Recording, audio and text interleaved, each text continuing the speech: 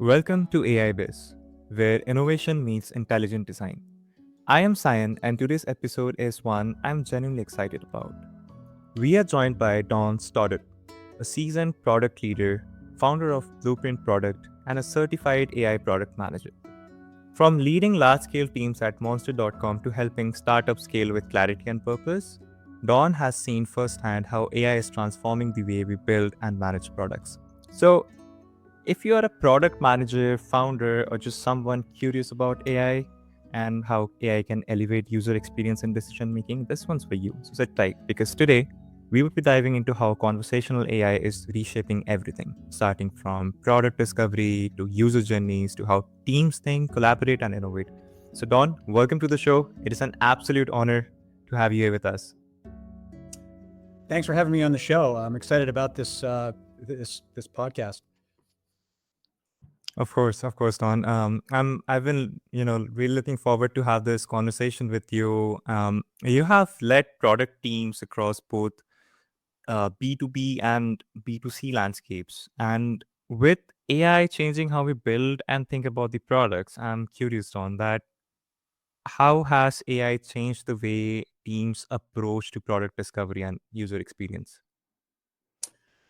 Well, I mean, I think AI is accelerating everything and making some things faster and making some things, more challenging. So, I think in terms of AI discovery or product discovery, it's great to use for research in terms of looking at what are the possibilities. So, I think a lot of teams are using it as a way to expand your thinking. So, by prompting AI to help you think about what are different opportunities for this, you notice there's a lot of prototyping being done with AI now and prompts being put in. And I think it's really, accelerating that process. It's it's great to use AI as a way to expand your thinking. So I think one of the ways I like to use it is, help me think about the pros and the cons of this particular idea and what's good and what's bad about it to try to expand the ideas. And so you see a lot of it being used for that purpose. Right. Right. I mean, you should know what, aspect of the problem statement does the AI really accelerate, is what he said.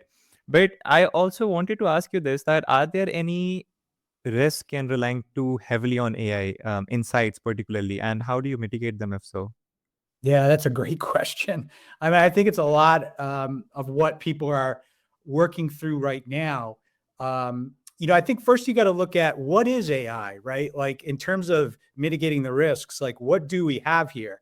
I mean, you essentially have a trained model that, knows a lot of the information that's on the internet, right? So Right. it's sort of like having an assistant that knows the internet and all the information that can kind of think through pretty well. And AI is great at translating from one language to another, whether it be programmatic or other languages. With that, it could be trained on information that's incorrect, right? So I think that's one thing to just be aware of is for most of the models, a lot of the information comes in from the internet, and we know that some of it is not correct. Now, there's lots of teams out there improving the models, making them better.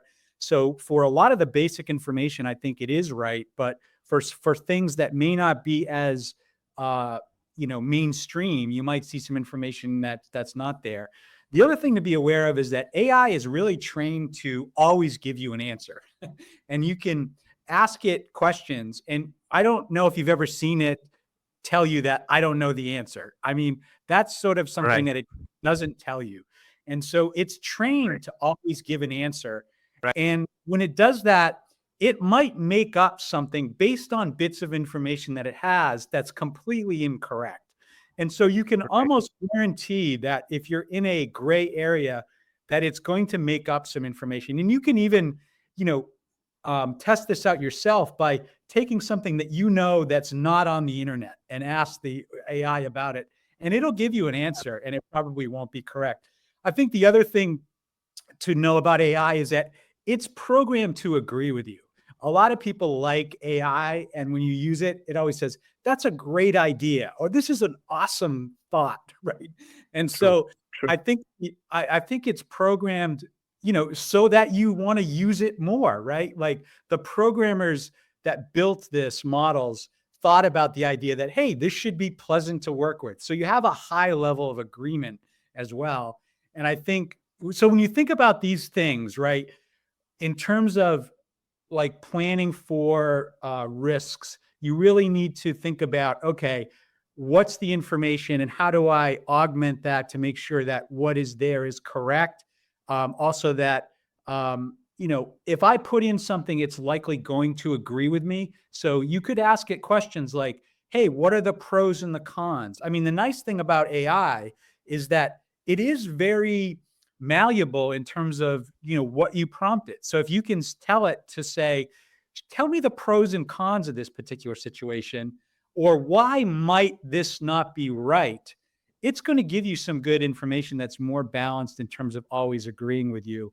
I think also you can add information to AI to say, look, this information I know is correct. Can you validate that with the information that you have to get to a better result? But I think it's a huge challenge right now. You hear a lot about evaluations.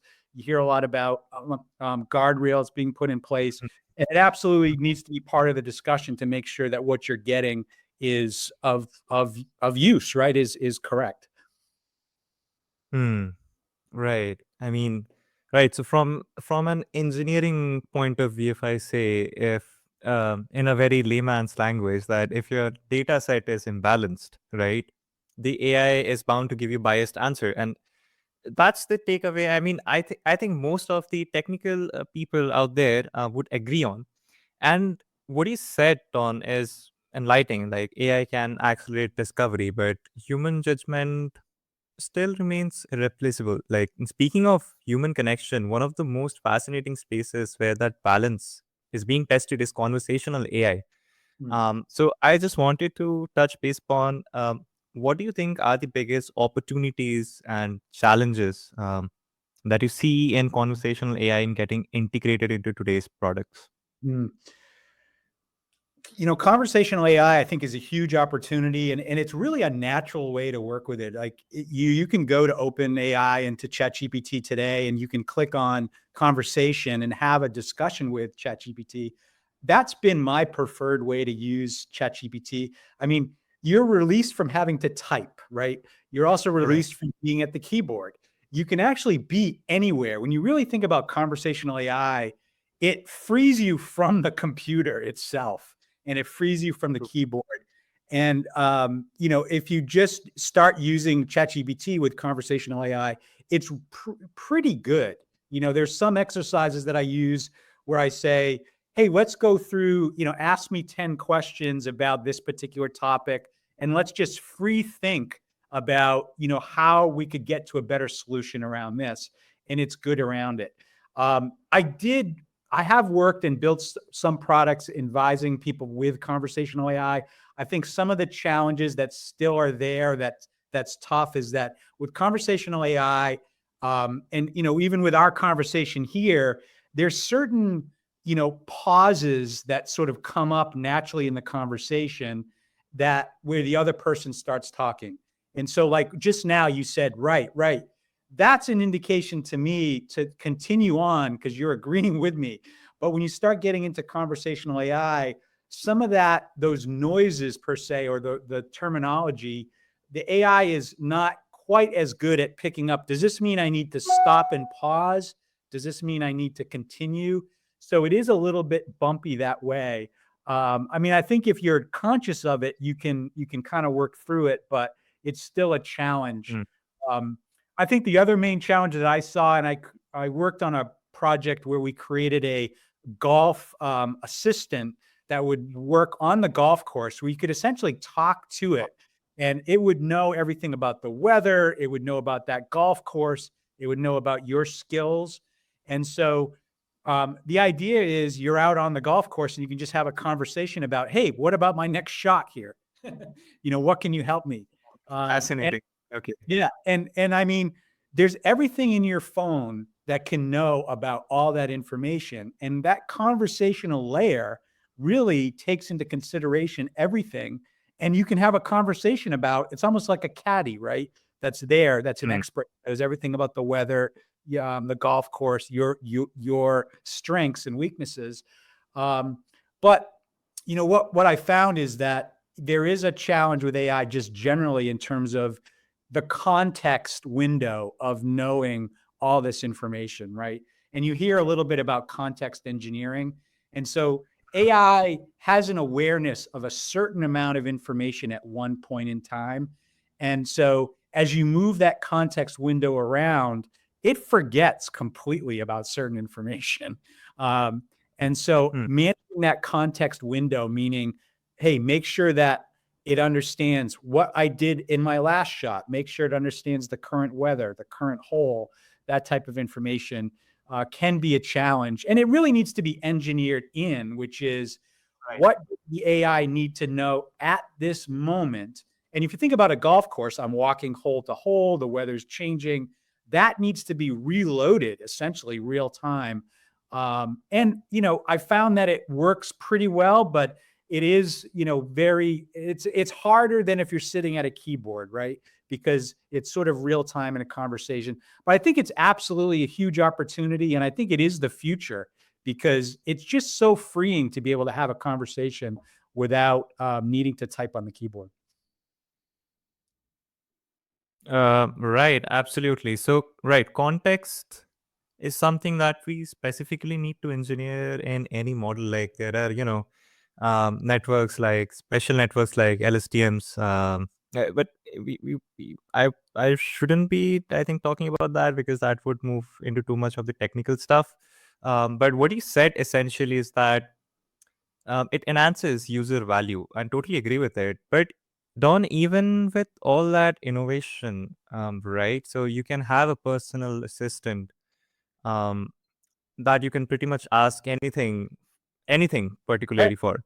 But the real challenge lies in making that stuff practical. And so when I talk about practicality, ensuring that it fits seamlessly, sorry, into existing workflows, lot of organizations and companies, they struggle with the AI adoption, right? And we know how crucial or demanding that aspect can be, especially if you're in a leadership role. So what framework or strategies would you recommend teams to use to implement AI without overwhelming their workflow? Mm. Yeah, I think there's a couple that are emerging as, best practices, I would say, that I've seen. One is kind of a bottom-up approach, which is really enabling teams to explore AI on their own. This is the assumption that, look, there's so much happening in AI that we really need individual teams to sort of be exploring all these tools. So that's really about giving them budgets to sort of sign up for some of these licenses and being able to use some of these tools and really build projects that showcase what is possible and share that amongst the team so that there is learning around that and architect that into engineering so that they're learning about it and customers can see it. The other is, in addition, a top-down approach, which is where the management team looks at sort of the longer term and says, this is what our competitors doing. This is where we think AI can play well based on what our experts think, and to have some projects that basically are top down led that sort of implement starter projects. I think going quickly is important as well. I think one of the things we're seeing is that teams they're spending too much time analyzing what's the right model to use, right? Should I use this model? Should I use OpenAI? And the difference between one model and another now is probably not significant enough to make a difference. And so, you know, just moving quicker and being able to get some things in the hands of customers and getting feedback around, what do they Mhm. think about it? Right, right. And I think a lot of listeners out there would have definitely heard about these terms like the bottom up or the top down approach. Like one is typically, like I could say that, okay, one is like a micro practice where, individual teams look out what works for them. And one is the macro practice where, the leadership role, okay, looks down, okay, this is what I need in my workflow. But if I ask you, Don, what do you think is the most efficient way to look at this? Is it the top down approach or is it the bottom up approach? I think enabling teams bottom up is probably the most efficient in terms of moving forward quickly. So because they're closest to the problem, right? So I think Hmm, absolutely. enabling those tools and getting something out in customers' hands to test and get feedback around it. What we see with some companies are doing is they're putting a conversational layer on top Mm, of their product to be able to work with it. I think in some cases it's successful. I think in other cases it's sort of laborious. And like recently you saw ChatGPT just come out and OpenAI with integration with their tools where you can integrate and chat with Coursera online. right, And um, right.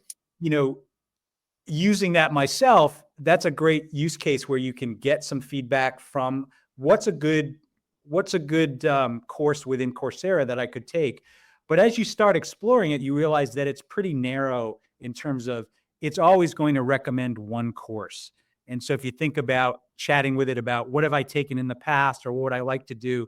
So I think what that shows you is that use case of chatting within ChatGPT and saying, hey, what's a course I could take within Coursera is great, but it's Mm. also something that needs to be followed up pretty quickly because as a user, I realize, wow, that's limited and it doesn't know about my history, for example. And so that would be nice to know. So I think you should start, but be prepared to iterate very quickly, right?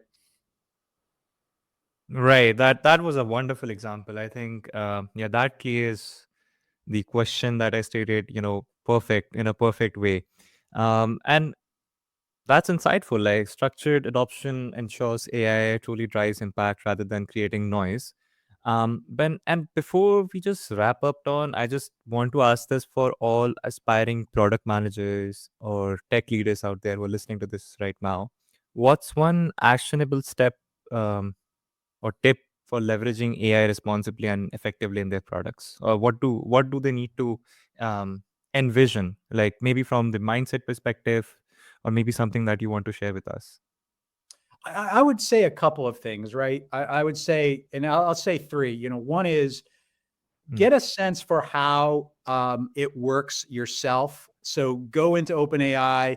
You can create a GPT, give it some instructions. Really, it's taking the model and altering it a little bit yourself within some instructions about, look, here's some additional information, or don't do this, or do this, and then interact with it so you get a sense of how it works yourself. The other thing I would say is to look at your data in terms of what you have in your organization. And one of the things AI is really good at is kind of working with the data and right. creating context and interpreting that. So creating a model that looks at what is the data you have available in your company, and then using AI to leverage that data, I think will help you go quicker because a lot of times if you start with the prototype, that prototype is envisioned for made up data, and then it's very difficult to you have the data you have, right? So those are a couple things I would think about. That's really insightful and motivating, Don. Thank you for sharing those advices, suggestions with our listeners. And yeah, before we wrap things up, for all the listeners listening to us right now, what's the best way to reach out to you? I'm on LinkedIn. Slash Don Stoddard is my is on LinkedIn, and I love to connect and I love to talk and share ideas with people. So thank you. Perfect. Wonderful. Dear listeners, I'll have all the details in the show notes for you so you can check them out anytime at your own convenience. And with that comes an end to today's exciting conversation with Don Stoddard. It was a truly insightful conversation reminding us that the future of AI driven product lies in balance and purpose. My personal takeaways from today's episode are: first, AI should enhance and not replace human judgment. It's a tool to deepen understanding, not to automate intuition. And second, Responsible innovation starts with empathy. When technology serves people, not the other way around. If this episode resonated with you, take one small step today to explore how AI can bring more intelligence and humanity into the products you build. The future of product innovation is already here, and it's powered by thoughtful creators like you. Till then, keep listening.